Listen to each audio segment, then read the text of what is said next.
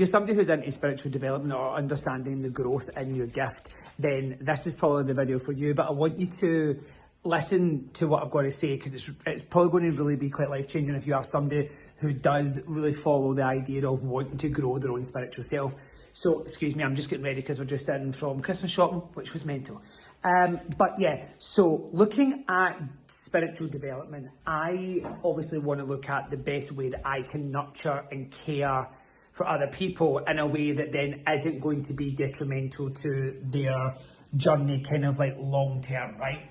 So looking at that, you have to think about what's the right way to approach making sure that when you're having a group of people together, that you're helping what each and every one of their individual natural talents are and how to nurture that and bring that out. So some people are super more into like being psychic and being more empathic and sensing emotions more and connecting with people, and maybe not so much with the spirit world or things like that. But here's when it becomes tricky, right?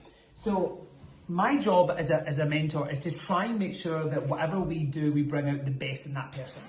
And then obviously we have to understand where people are at, i.e. where has their journey taken them so far, right? So what kind of work have they done? To what level or what degree are they at in their spiritual path? You need to come with me while I'm getting the place organised. But what kind of level are they at within their own spiritual development?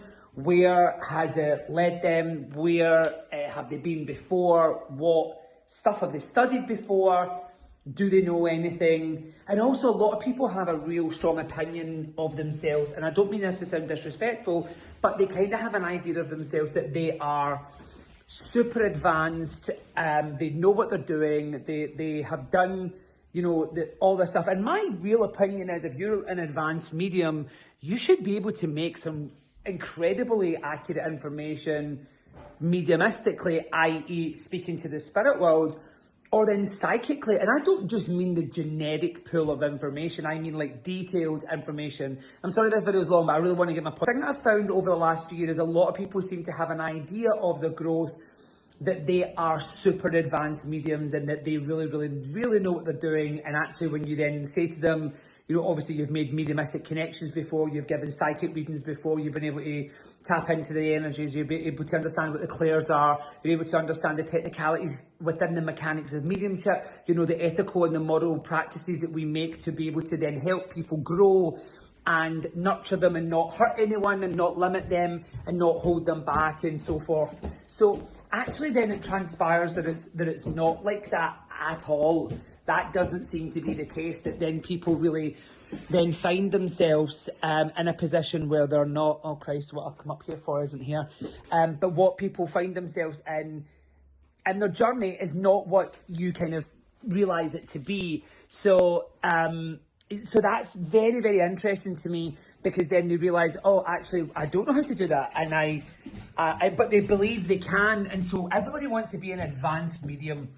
And I'm going to make a separate point about this part next, but I will say it in this video because I believe it to be extremely, extremely important. So anyway, the point I'm trying to make is some people then get to a point in their development, they've maybe done like 6 development classes, and I just mean like a 2.5 hour class that I teach. They maybe came 6 times. Obviously those classes currently are monthly. What does that then do? They then leave. And they kind of get in their own ego, and they don't realise they're in their ego, but they get in their own ego and they get above themselves, and then they think, well, I've done 6 classes and that's me, I'm amazing, and I never need to do any development. And actually true development is something that we constantly, through longevity, have to practice and develop and grow and unfold.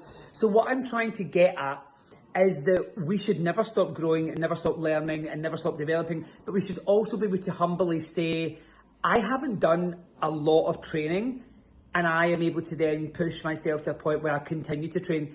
Some of the best mediums in the world still develop, still grow, still want to learn, still want to push themselves into new boundaries, over limitations.